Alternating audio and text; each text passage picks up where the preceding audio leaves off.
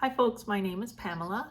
Welcome back to the Sweater Weather Podcast.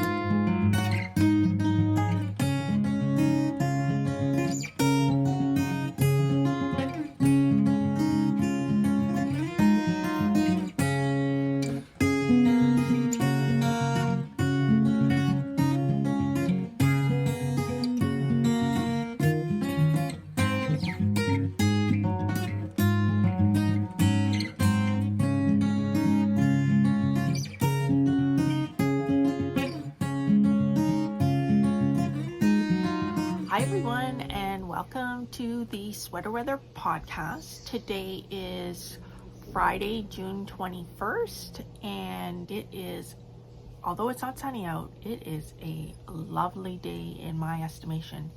It has been so hot here. I don't enjoy that kind of heat. That's not my jam, but today the heat has finally broken. It's cooled off. There's a beautiful breeze. It's actually a bit on the cool side, which just feels so lovely because I can open all the windows and get a nice breeze in the house. I decided to come out and try and do the podcast from my deck in the back and just try to enjoy some of this lovely breeze. I hope that you have a project to work on and that you have some type of refreshing drink. I have my Diet Ginger Ale. Diet Ginger Ale might be kind of a Canadian thing because when I was recently in the US, I couldn't find any Diet Ginger Ale, so I don't know if that's a Canadian thing, but I love it. I kind of got it all over my face. Anyways, okay. So I haven't podcasted for a while. That's just life. We all do our best. And yeah, at least I'm here now. I really wanted to do a podcast because I just recently came back from the Alaskan Grocery Girls cruise, and it was definitely a highlight of my knitting life and also of my travel life. So I'm not going to go into detail. I'm not going to describe, each and every day what we did and how it went. I thought what I would just do is maybe just briefly cover some of the highlights of the trip. Hopefully encourage you to, there is a we have been terrorized.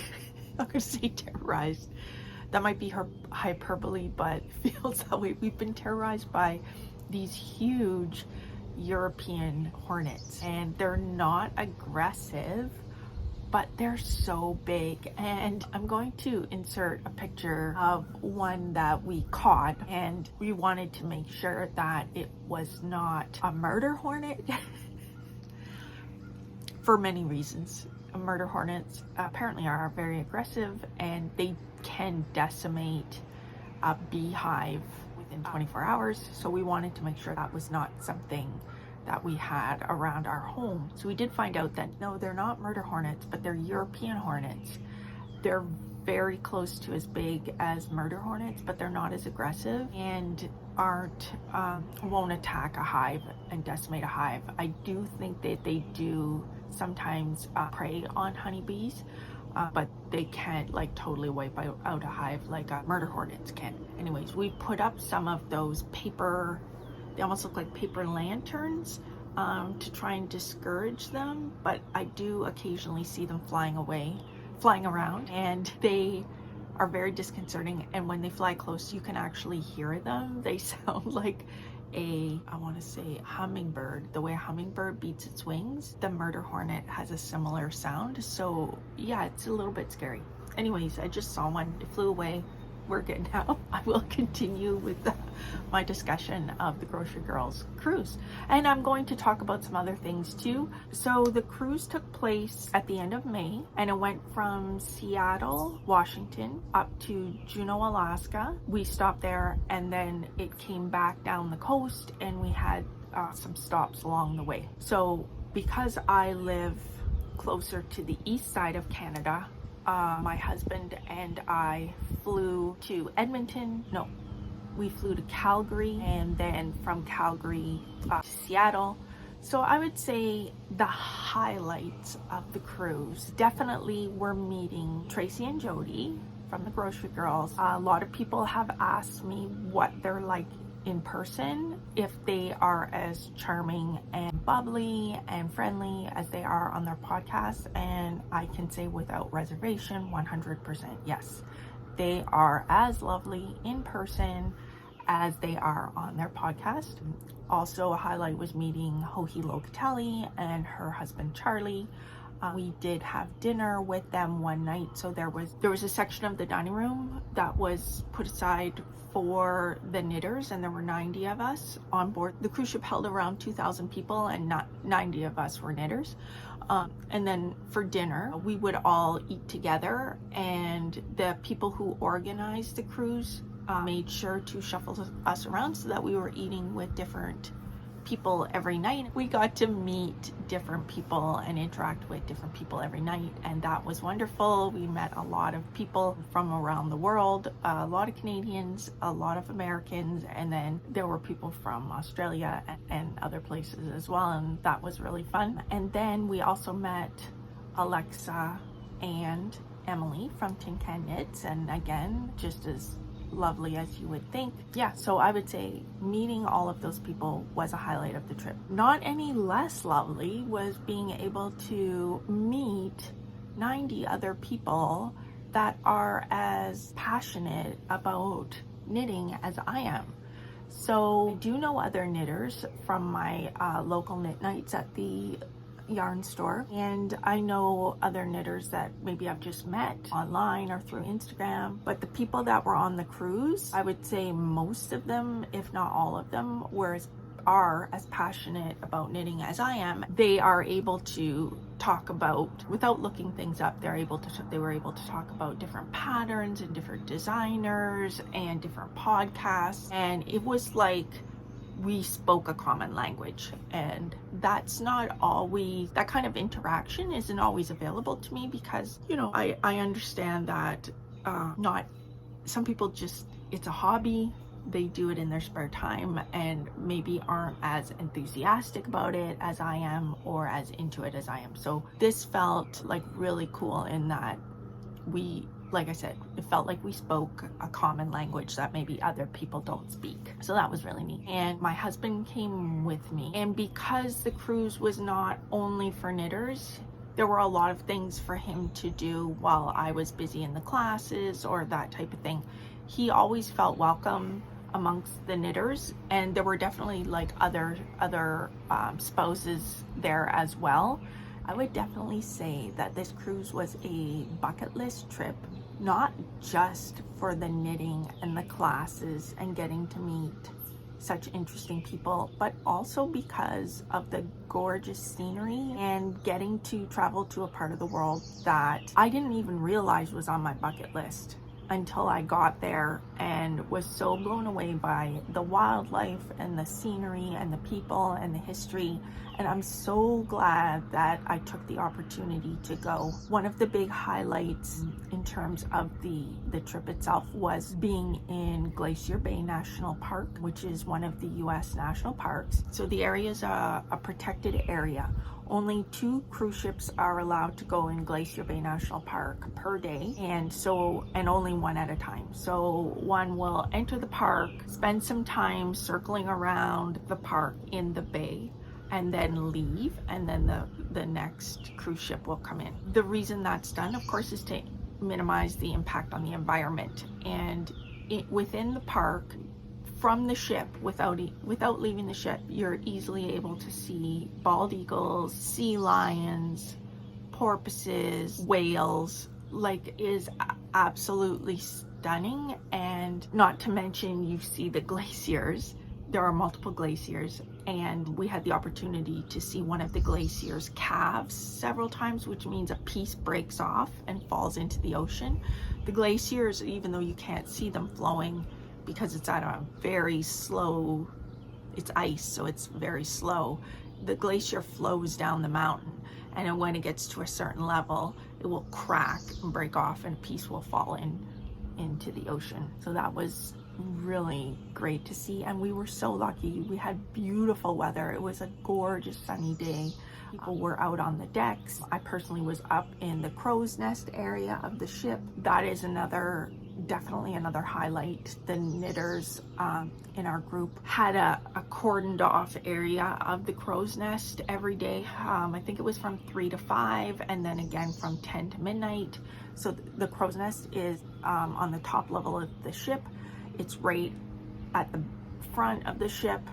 I believe it's the bow, but I don't know my marine term, so I'm not 100% sure. Regardless, it's all got windows all in the front and lounge chairs, and so we could sit and knit and look out at the beautiful scenery. And in particular on this day on Glacier Bay, it was just wonderful to sit and knit and spot different wildlife and enjoy the view. Like, it was absolutely incredible. It was a once in a lifetime opportunity, and I would say that was the best part of the ship. So to have a cordoned off area of that space, it was a lounge, so you could get drinks and different specialty coffees and tea and that sort of thing. It was wonderful. They also had a naturalist on board the ship, and he spent a lot of time in the crow's nest, so you could ask him questions. He would verify sightings of different whales or different wildlife. He would take notes and give talks on what type of wildlife that you could expect to see in the different areas. And my husband definitely took advantage of that. He really enjoyed the talks that were given and the opportunity to spot wildlife and that sort of thing. So that was a lot of fun. Definitely a highlight of the trip was the food on board the ship was fantastic. Murray and I would have breakfast in our cabin in the mornings, and they would deliver like a lovely breakfast, whatever.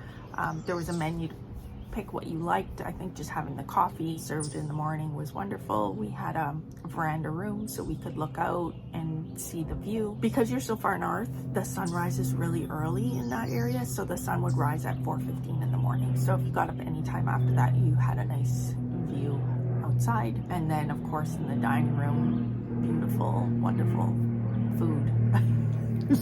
So good. Yeah. The only maybe negative things, and I mean, they didn't detract from the trip or prevent my enjoyment of the trip, but the first day I was quite seasick. I took some medication for seasickness, and that helped a little bit. They worked for the most part.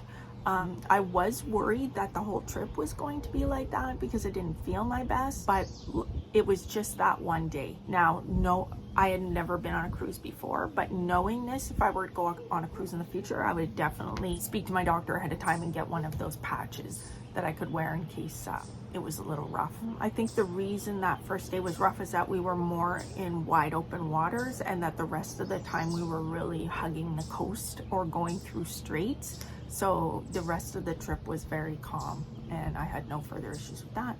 And then the only other regret we had was not booking a whale watching excursion at one of the ports, because everybody that booked a whale watching excursion got to see the whales close up.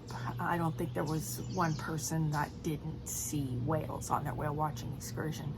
We didn't book it because we just weren't sure. We didn't know if we would be spending a lot of time in a boat and then not see whales. We didn't know if it'd be worth it. They are a little on the pricier side. But knowing what we know now, if we were ever to take a similar trip again, we would absolutely 100% take a whale watching excursion. Even if we didn't see a whale that day, I think it would still be worth it. I think the guides make it fun and interesting, and I don't think anybody regretted if they did take an excursion. So that would be something. We did do other excursions, and at the end of this video, I'll put in some video of our trip. I also want to mention the classes were amazing, and I got so much out of all the classes. They were so worth it. Definitely a highlight of the trip. I think what I will do though is in two of the classes, in Hohi's class and in Emily and Alexa's class, we talked about how to make a sweater. So in Hohi's class, we talked about making, and we did the measurements to design our own drop shoulder cardigan. And then in the Tin Can Knits, we talked about some excerpts from their book, Strange Brew. And I do have that book, but I've never used it. And it's how to design like a color work yoke sweater. I'm going to proceed with those projects. And then when I'm working on the projects, maybe I'll talk more about those classes. Although I'm of course not going to go into detail about what we learned, as I think that's more like proprietary information from the instructors. But I'll give some basic general information and just explain like what I got out of it and what I learned and that sort of thing. I'll just show you. So this was the swatch. It looks a little see-through here, but really it's not. This was the swatch that I knit for Hohi's class. So this may or may not end up being the wool that I use. This is a West Yorkshire Spinners DK, I think it's called fleece. So I might use that to knit a cardigan. If not, I have another wool from my stash in mind. And then this is Let Lopi wool, which is a worsted weight wool, and these are the colors. I'm going to put it like this so that the sun doesn't shine through it. I think you can see it better. So these are the colors that I picked to design a colorwork sweater, and I have all the yarn for that, and I'm definitely going to proceed with that as well. I think that I need to wait a bit just because of the heat.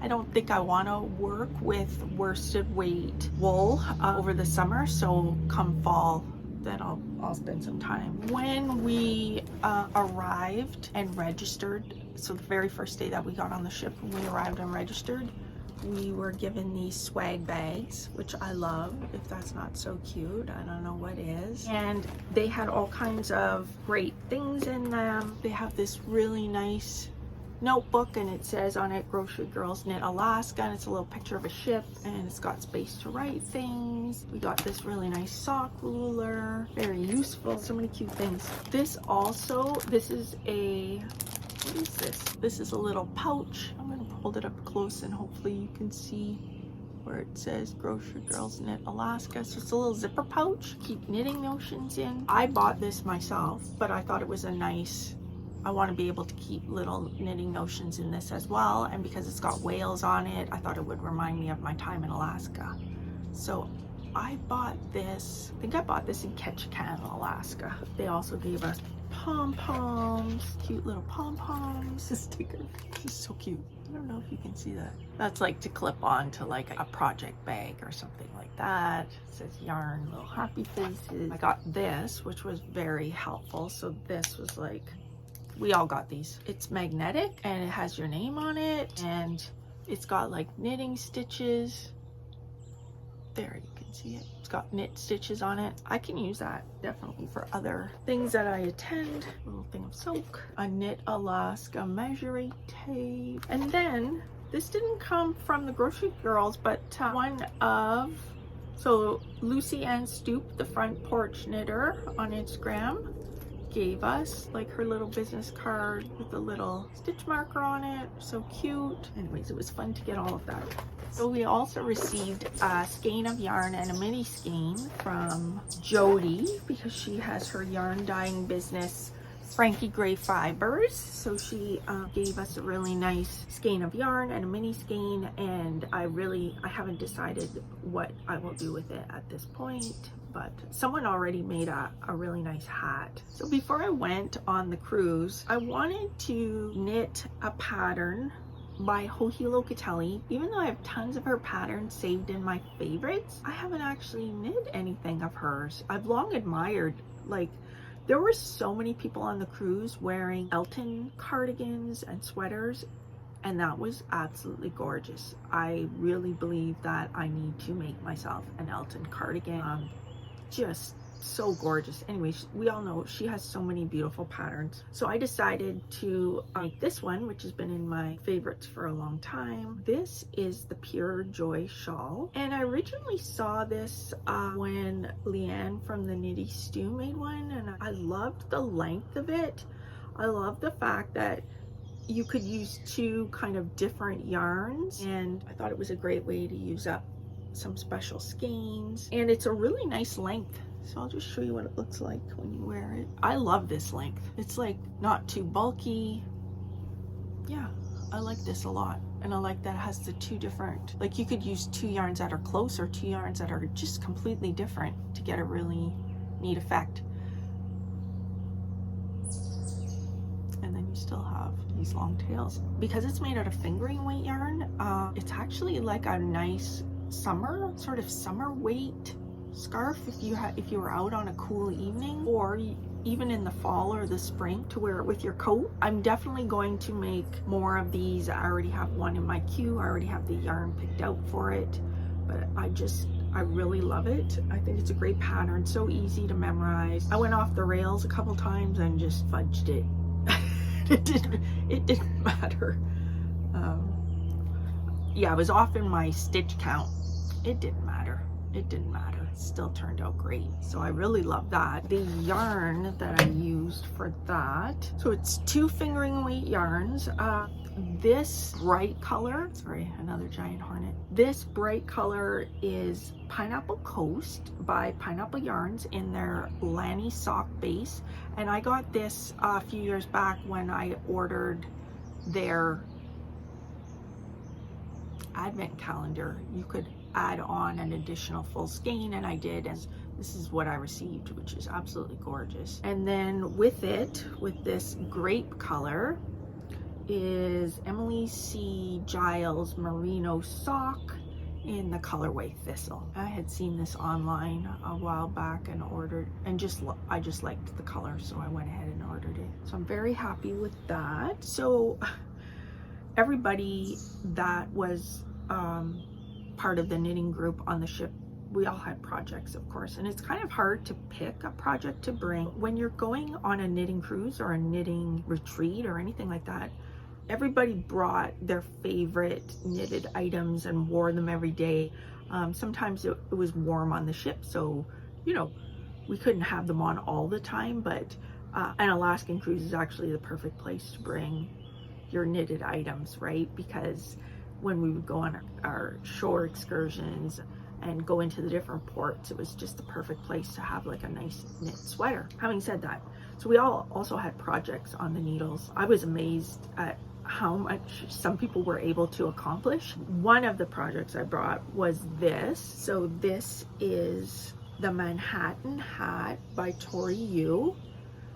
It's knit in a DK weight yarn. So this is Cory Confetti by La Bien-Aimée in the colorway Grey Bow. And I had previously, a year or more back, had knit a Lento sweater in this exact yarn, and I actually had a full skein left over. So when I saw that Tori Yu knit one of her samples in this, I thought, well, that's perfect. And then I thought, well, I'll bring this with me, and then if I need a toque while I'm on the trip, then I'll have one.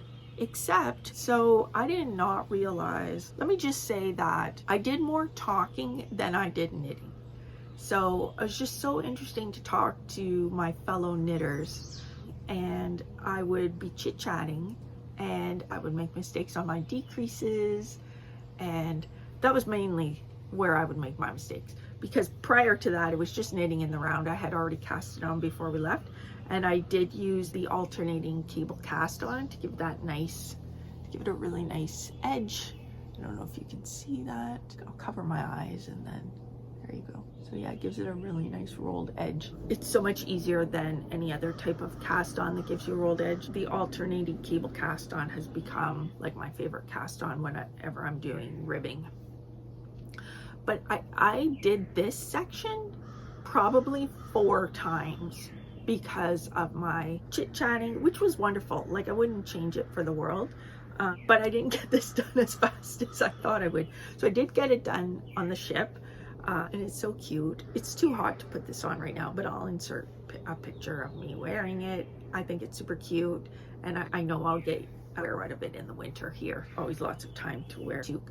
And I didn't think I would have enough yarn to do a double folded brim, So I just did the single folded brim length, but I have so much yarn left that I definitely could have done a double folded brim. It's fine though. I'm happy with it the way it is. So this was like a nice project to have on the needles while I was there, because it was just so, you know, small and portable, and I really loved it. Okay, so this doesn't really have anything to do with the cruise at all, except for the fact that I did bring this sweater on the cruise with me because it's one of my favorites. So since the last time I podcasted, I did a test knit for Julia Wilkins, and she is a designer from Amsterdam. She has some beautiful designs. So this is my Solar sweater. It's not a cropped length. I really love this. I can insert a picture of me wearing it, but I really love this neckline. It's nice and warm, not too loose. And then there's just a very interesting color work section. You could do this in different colors if you wanted to. I chose to do it in one color, and that's how her original sample was as well. This is knit in Sonder yarn. This is a DK weight. So it's their Sunday Morning DK in the colorway Flannel. This is Sunday Morning DK also in the colorway Ritual. But with this one, I held mohair with it. Just a second, I have to let my dog go. Watch out. So what I could have done is I could have used a DK weight yarn for the main body and sleeves, and then used a fingering weight held double with a mohair for this section. But I wanted it to look a bit puffy and almost embossed.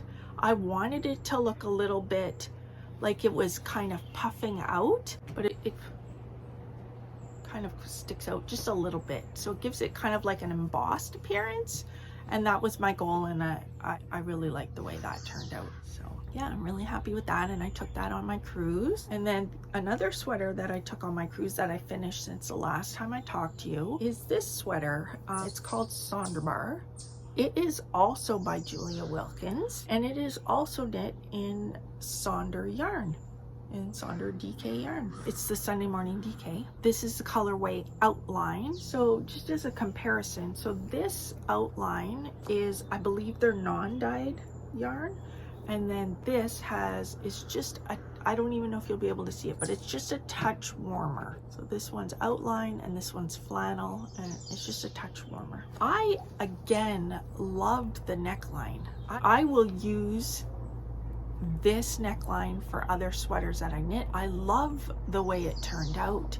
I love the pop of color. I love how thick and dense it is, and it's so stable that it doesn't stretch out when you wear it. I just love it. She's a beautiful designer. And then I added this myself. I just did a little bit on the edge here when I cast off. I just did a little bit of color when I bound off the sleeves, and when I bound off on the bottom. That's not a very good shot, but the colors I used for this sweater were the exact colors that she used in her original design. She made her sample in Sonder yarn as well, using these exact colors. And if you want to know what these colors are, or if you want to knit it in these exact colors, Sonder yarns have kits available so that you can make this sweater exactly like this. They have other colors available too, I think.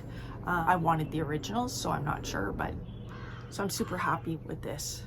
Turned out exactly the way I wanted it, fits exactly the way I want it. Really happy with it. It did take a while because, I mean, there's a lot of color work. The color work goes down the body and down the sleeve, but to me it was well worth it. If you want to see my floats, I can show you my floats. When I first started doing the color work, if there were 5 stitches in between the color, I would catch the floats. But as I continued, I stopped. I just started knitting it as it was and not worrying about catching the floats anymore. I got tired of catching the floats. It still looks really nice and neat inside. Yeah. Okay, so those are 2 sweaters I finished since the last time I talked to you. I also finished a lot of socks since the last time I talked to you. The reason being that I'm trying to knit a pair of socks a month. That actually was on track with that goal until I went on the cruise, and that kind of threw me off a bit. I will insert pictures of The socks that I knit since the beginning of the year, they're all DK weight socks from the yarns from Freckled Whimsy. And if you want more information about the socks, they're on my Ravelry page, which will be linked below. All of my projects have Ravelry pages. I'm not always great about putting tons of detailed notes about my projects, but I really do try, even for my own sake, because my memory can be poor at times, and I sometimes would like to go back and see what I did because I forget. Particularly with needle sizes, I tend to have a poor memory for which needle size I use and how long the cords were. So when I knit my DK weight socks, I just use the same, if they're for me, I just use the same vanilla pattern every time. So it's cast on 48 stitches. I use a US 3 or 3.25 millimeter needle. I do a magic loop with a 32-inch cord. I do a heel flap and gusset and 2x2 ribbing. So I start with 2x2 ribbing on the leg and I continue that down the foot because I just feel that it's nice and squishy and it gives a really nice fit. I'm pretty picky about my socks. I really don't like socks that cut into my leg or ankle or cut off my circulation. So now that I found a vanilla sock recipe that I like, that is really comfortable for me, I can see myself just making it over and over again without too much variation, because that's what I do. I just want to be sure it's going to work and that I'm going to wear it. So yeah.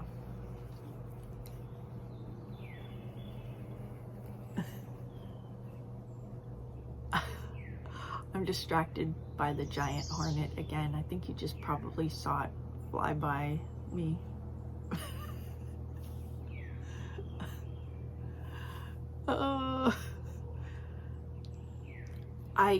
I could close the screen if I really wanted to keep the hornet out, but he just kind of flies around. It doesn't bother me. It's just, he's so big. It's horrifying.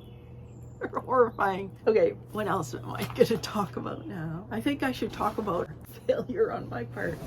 So I have this whip that will be frogged. I started it a couple months ago. This is the Abilene pullover. Who's the designer? By Brianna Mason. So first, I just want to say that any issues with this sweater are completely my own and not the fault of the designer. So it started off really well. I think I like this sort of a neck.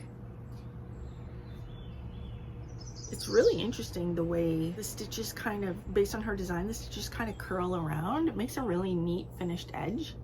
So that started off pretty good. And then you have some color work happening here, and that looks really nice. The color work looks really nice. The problem is it's giant. And yes, I do swatch, but so what ended up leading to this being so giant, so it's literally double the size that I would want. Otherwise, I don't mind an oversized sweater. I really don't. But there is so much fabric here. I may even run out of yarn because of how much fabric I'm using to knit the top part of this sweater. You know, my daughter was like, just keep it. It'll just be like an oversized sweater. But and I love oversized, but not double the size.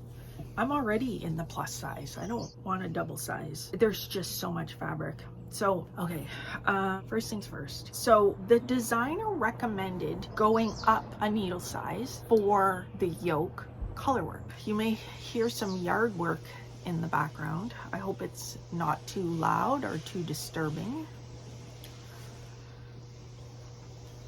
Okay, for the color work section of this sweater, the designer recommended going up a needle size for the yoke, doing the color work portion of the yoke. That I've seen that in many different sweaters, and that's because a lot of knitters have a tendency to knit this part too tight and it can cause puckering, right? So I tried that, and I have never actually done that before because I don't have a problem with knitting too tight. If anything, I knit loose. So I've never had an issue with knitting my color work too tight. So I shouldn't have gone up a needle size for the sweater. So somehow, but I'm not quite sure how, I did add an extra repeat. So these motifs are 12 stitches big at their widest point. So you put in markers, and in between each 12 stitches, you do a repeat of the motif.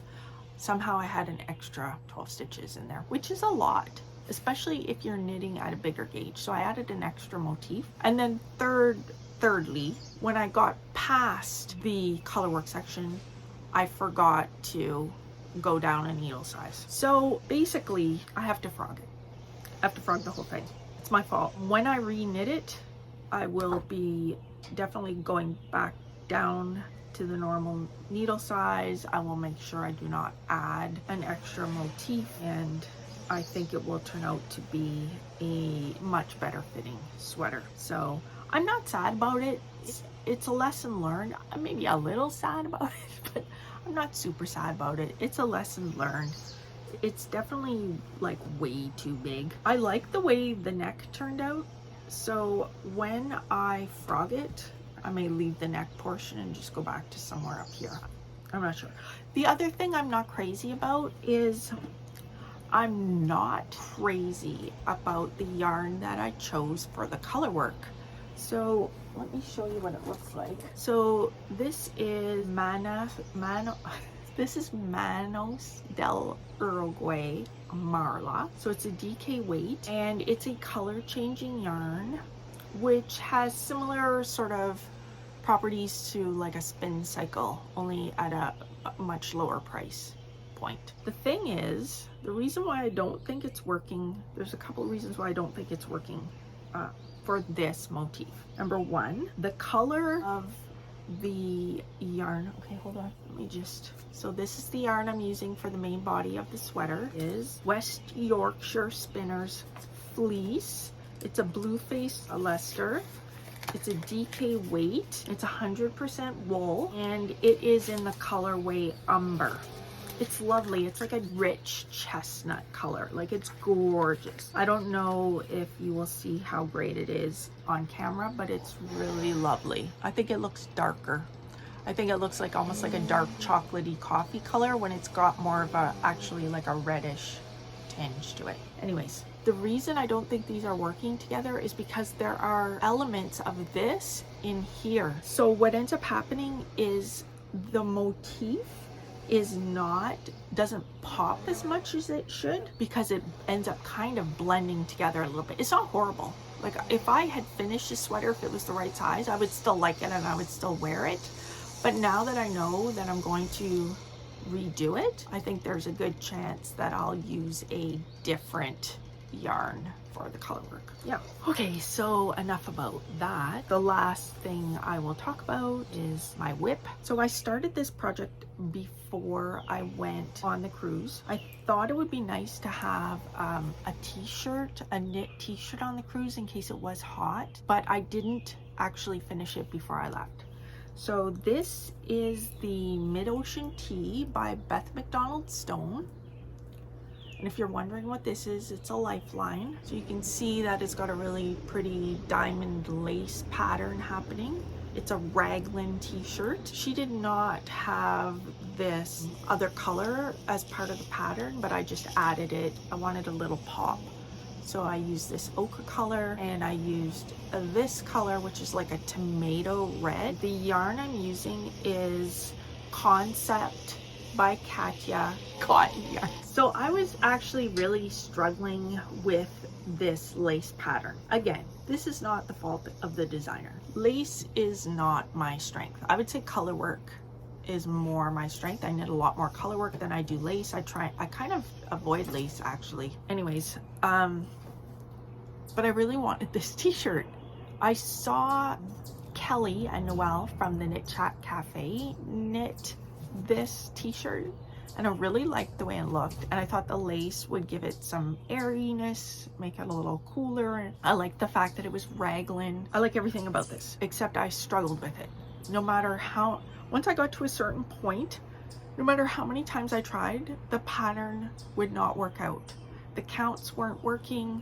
I was getting frustrated with myself, but I thought maybe the designer could offer some insight. So I had messaged the designer through Ravelry, and she was lovely, and she responded with some hints about how to, you know, try this, try that, might be helpful, which I did, and I still couldn't make it work. So I messaged her again and she said that she was about to release some additional notes for the pattern that might make it a little bit easier to understand.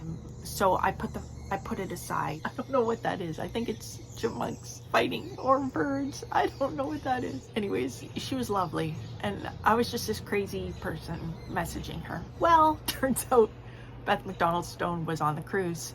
So when I introduced myself, I did let her know, yes, I am the crazy person who's been messaging you about your pattern. And of course, she was lovely. And we ended up having like a really nice long conversation where I got to know her a lot better and it was fun. Anyways, I got it now. I fixed it. I made the pattern work with help from Beth, so I can continue with this pattern. I haven't yet. I still need to. I'm right at the point of splitting for sleeves. So because it's a t-shirt and the sleeves are going to be fairly short, I'm close to being done. So I really would like to get this finished.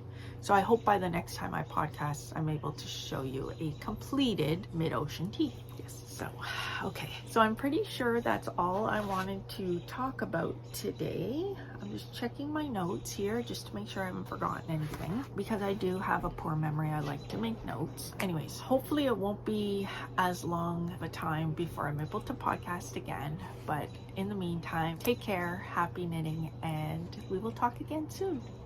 Bye.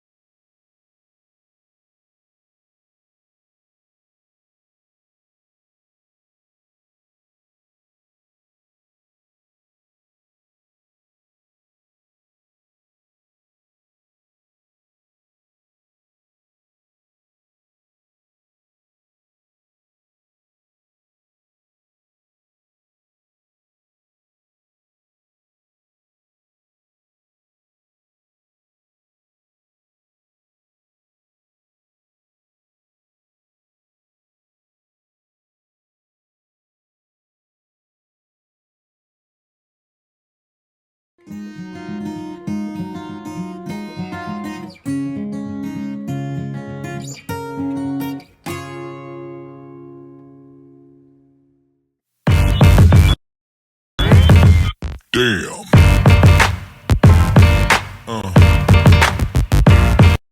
Yeah. Yeah.